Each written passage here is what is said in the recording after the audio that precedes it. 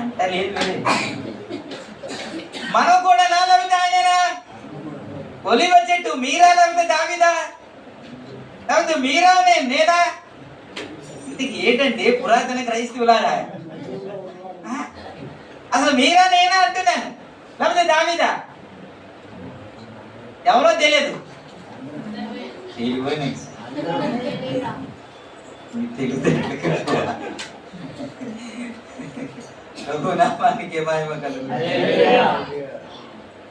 చెట్టుగా ఉంటే ప్రయోజనంగా ఉంటుందో నాకైతే తెలియదు, కానీ బైబిల్లో వ్రాయబడిన మాట ఏంటంటే ఆ ఒలివ చెట్టు అలాగుంటే కాదంట, అది ఫలం రావాలంట దేవునికి. ఆ ఫలం వస్తే సరిపోదంట, ఆ ఫలము దంచబడాలి. ఆ దంచబడితే సరిపోదంట, అందులో నుంచి తైలం రావాలి. ఆ తైలము దేనికి పని చేస్తుంది అంటే తినడానికి కాదు.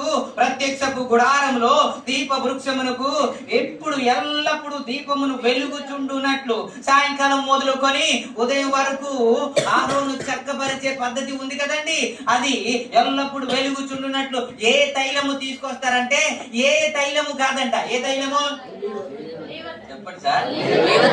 తైలమే. మనకి అన్ని రకరకాల తైలం ఉంది కదండి, లేదా? మనకి ఏవే తైలం ఉంది?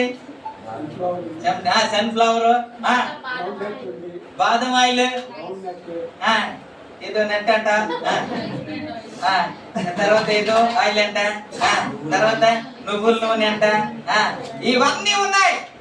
ఇవన్నీ ఉన్నాయి. శ్రేష్టమైన నూనె కావచ్చు, కానీ ఇవన్నీ ప్రదీపమునకు దీపము వెలుగుచుండునట్లు అది అక్కర్లేదంట. దేవుడే చెప్పాడు అది అక్కర్లేదు అన్నాడు. నిర్గమకాండం 27:20లో అనుకుంటాను, ఒకసారి చూస్తారా? 27 మరియు దీపము నిత్యము వెలుగుచున్నట్లు ప్రదీపమునకు దంచి తీసిన అచ్చం ఒలీవ నూనె తేవలనని ఇశ్రాయేలుకు ఆజ్ఞాపించుము.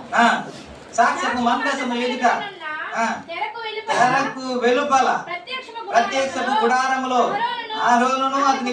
హల్లెలూయా. ఏమిటి నిత్యమైన కట్టడ అని అంటే అది నిత్యము వెలుగుచుండునట్లు ఆరోను చూసుకోవాలని.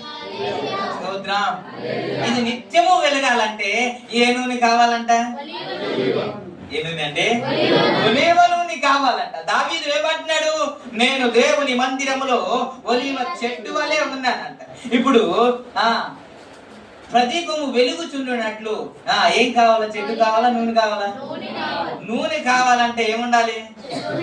చెట్టు ఉండాలా? చెట్టు కాయ ఉండాలి. కాయ ఉంటే అయిపోద్దా అని అంటే ఏం చేయాలి? ఏం చేయబడాలి?